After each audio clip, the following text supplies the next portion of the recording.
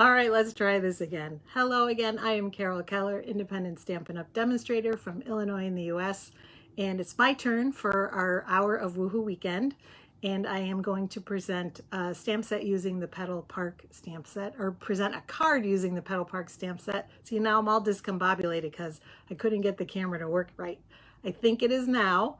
So I am going to turn my camera around right away so that we can get started and make sure that I am live and in the right place. Like I said, I'm using the Petal Park stamp set. I'm also using Sentimental Park for the sentiments. They are companion sets. And let me show you first, I've been playing a lot with the colors for the card. That's why I asked which color family do you prefer, because I started, well, actually I started with subtles. Let me back up. I started with this. I've got a lot of petal pink cardstock for reasons I won't go into. And so I started with this. Let's use the subtles. Let's figure out a card to do. And I was like, nah, it's okay, but I'm not crazy about the color combination. So let me try again. So then I tried again with this one.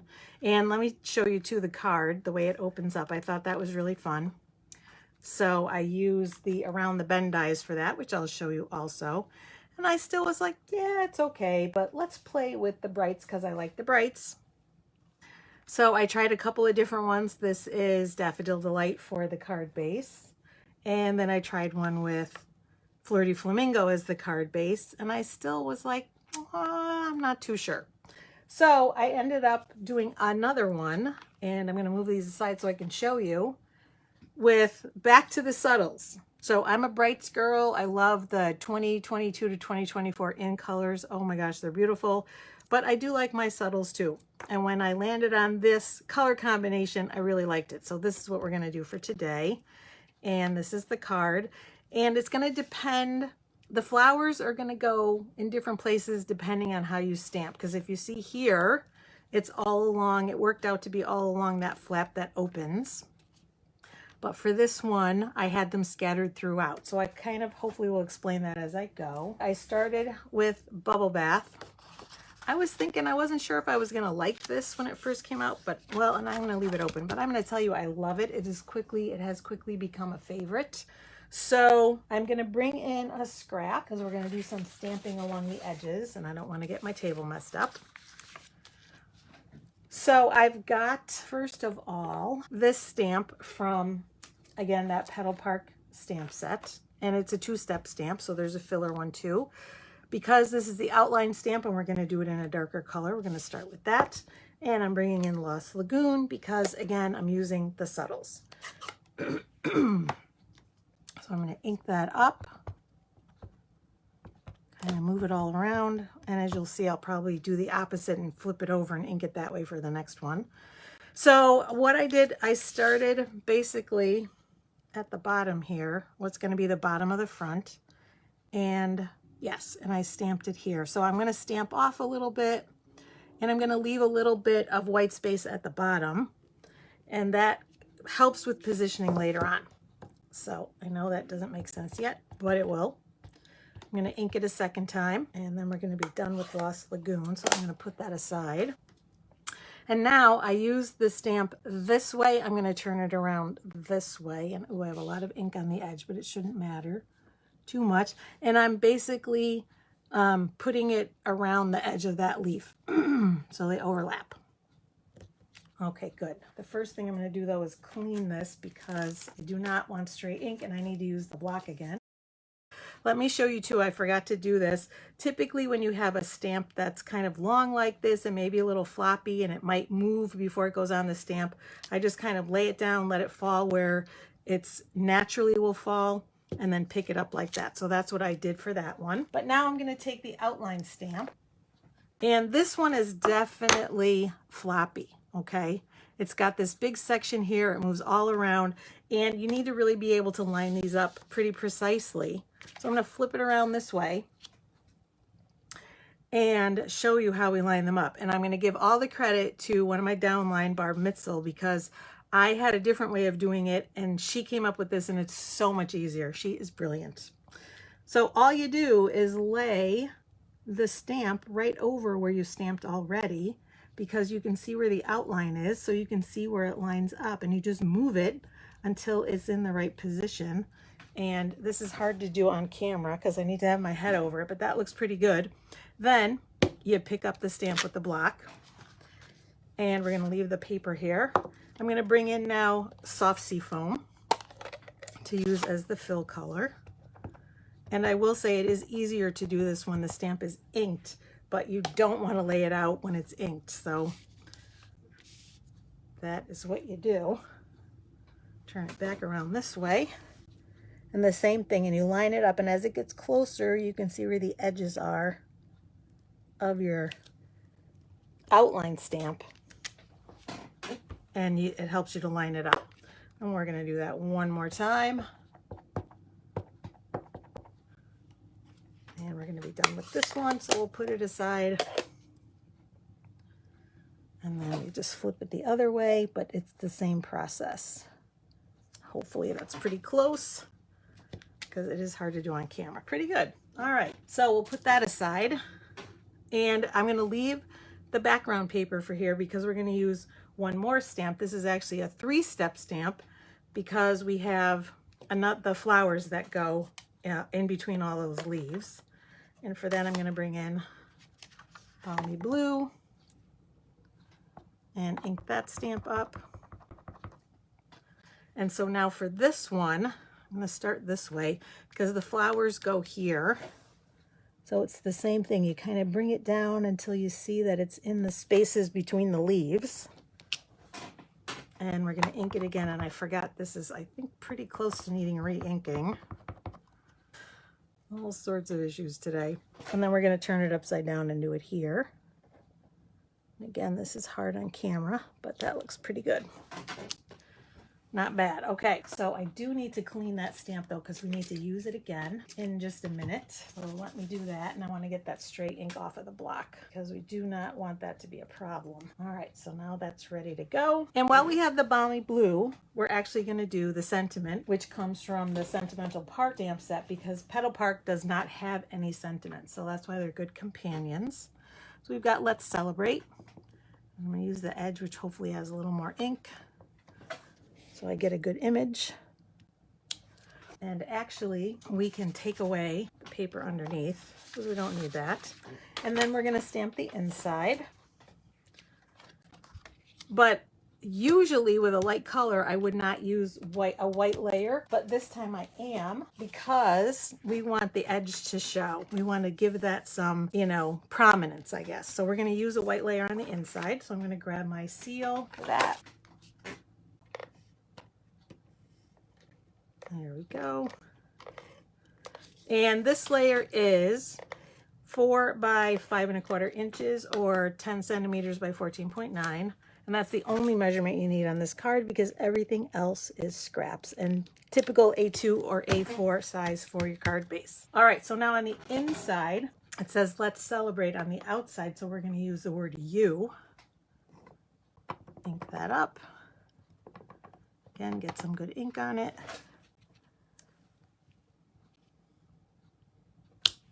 And then we're going to put that aside, and we're done with the Balmy Blue. Then we are going to bring in Highland Heather for the other part of the inside sentiment, because there's another stamp that says Dear Friend, and that's going to go right underneath it.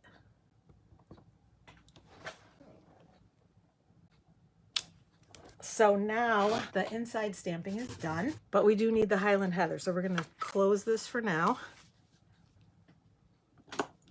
And actually, well, we'll just close it for now, because what we're going to do next is I have a scrap of Highland Heather, and you can see I've already used it for this card. We're going to ink those flowers up, and we're going to stamp. And I'm going to tell you honestly, I've been having trouble with my punch that goes with these flowers and with that stamp set. It is broken. So I didn't realize it until a couple of days ago, and I called Stampin' Up and they're sending me one, but it hasn't even shipped yet. So I'm going to try to use the punch, but I did punch some out in case it doesn't work. Very complicated, all sorts of problems today. And actually, you know what, while we have this, we're gonna do one more thing. We're gonna grab the envelope and take one more stamp. And I think this one does come from Sentimental Park. Oh no, it does come from Petal Park. And we're going to use that on the envelope. So we'll do it like that, because you never want to forget the envelope.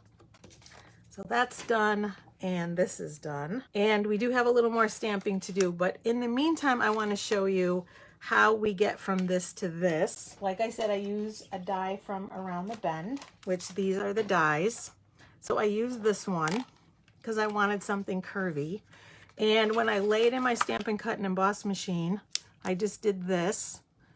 And no measurements or anything. I just wanted to leave enough space here so that I could put glue on without having it basically be messy and come over the edge. So I would cut it about there. Just lay it down like that and run it through your Stampin' Cut and Emboss machine. And of course, I've already done that. So I'm going to put this back. And I will say too, the basic borders dies would work nicely. I'm going to bring those in quickly. These would also work nicely. I almost used this, and then I decided I like the curve from the Around the Bend. So either one of those would work. And so you end up with, now I'm going to get my bone folder. You end up with this. And then all you have to do is get your glue, your green glue, and we're going to glue that down. And it's super easy because you just line it up with where it was cut. Let me get my glue. And if you know me, you know I do not like mess. So hopefully this will cooperate and not gush out of the sides. But I don't think it will. I've been having good luck with this. And then we're just going to line it up. And this is why you do want the glue and not your seal. So you can press it right up against and line it up. Let's get it right on this side. Yeah. And then when you open it, there you go. And you have that pretty inside. So now to finish the decorating, we stamped in Highland Heather, and I'm going to get a scrap of Lemon Lolly. Actually got a bigger scrap of that. And we're going to stamp that flower again. So I'm going to clean it, because I didn't do that yet. You don't want it mixed up with the purple. Dry it off here. And we're going to bring in Lemon Lolly. And this is one thing I show in the tip too, is that even though this stamp is stained with, I basically was using Berry Burst, and that's what really stained it, you will see that I'm going to stamp that Lemon Lolly and it's going to look beautiful. So let me do this. The big one has to be toward the bottom. So we're going to stamp like that. See, and it looked orange, but it stamps yellow. So don't worry about that. Don't worry about the staining. All right, and that should be all of our stamping. And I'm going to bring in the punch and see what happens. It's been challenging because what happened, there's a pin in here that's missing. There's one on this side, but the one in here is missing. And so that's why they need to send me a replacement. But if I can get it to work, then... oh, I think I can. Good. Like I said, I've been limping it along. That looks pretty good. All right, one down. That out of the way. Put these here and then do the same thing with the Highland Heather. So you do have to be aware of where the stamps are positioned so you can fit it in the punch. But it's not too bad. There we go. All right, it worked. But I will be happy when the new one comes. All right, so now all we have to do is put the flowers on. And again, it really depends on where the layout is. Like when I did it the first time, there were white spaces here. So the first thing I did was want to put some flowers there, which I still do. And that's what I did for this one. So I did purposely leave white space. If you want to do this design, then you don't want the white space at the bottom. You want everything filled in. And then you could lay your flowers right along the curve. So, I mean, I like both of them. It's really just personal preference. But let's start. We'll do... so I just lay them out until I'm happy with the placement. And if I've got a Highland Heather one here, I want Lemon Lolly here because I want to vary the colors a little bit. Let's see. Yeah, it's hard with the big one too, I will say, because I did one of the cards and I only used one of the big ones because it just didn't seem to fit. Maybe we'll put it here and that will lay.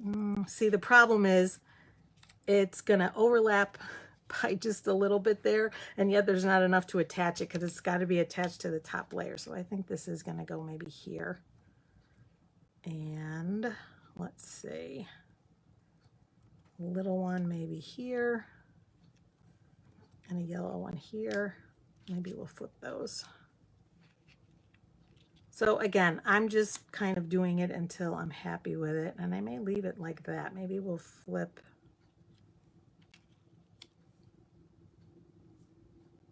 and leave 5, because this one I use 6, 3 of each color. So you get your odd numbers either way with each individual color, or this one has 5 altogether. So maybe we'll just do that. Again, personal preference.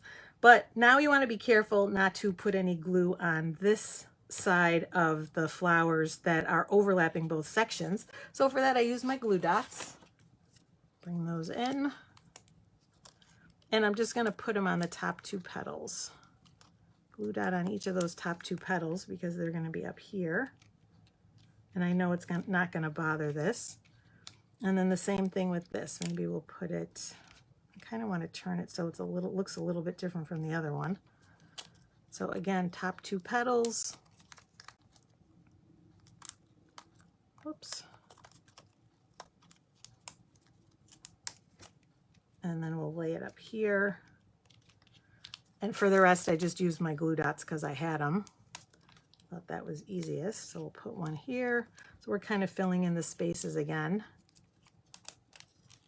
And here. And then this one. And we'll put that one here.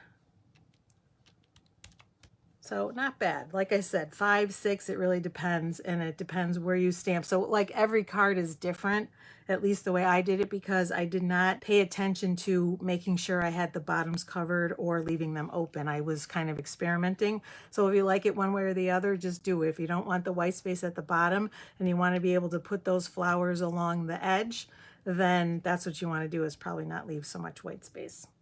All right, last but not least, we must have our bling. So I brought in the iridescent rhinestone basic jewels. I debated using colors, but I like the fact that these kind of coordinate with everything. And I like the fact that they have 3 different sizes. I'm going to bring in my take your pick tool because I used the largest one for, I think I need more putty, for the biggest flower.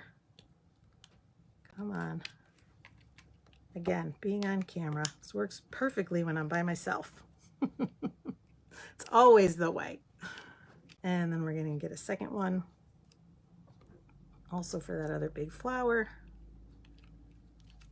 And then the medium ones for the medium-sized flowers. Just a little bit, I think. And then the little one for that last little flower. But I love it. I had done all of them without any bling, and I said, all right, let's add some bling. Let's see what it looks like. And it really, to me, made it pop. I was really happy with that. So that is it. That is my card for today. I hope you like it. Let me know which color is your favorite. Like I said, this card base is Bubble Bath. This was Flirty Flamingo, Daffodil Delight, and then 2 different ones in the Petal Pink. So I think this one's my second favorite, which is amazing to me because I do love the brights, but I did like this. And of course, like I said, the Bubble Bath.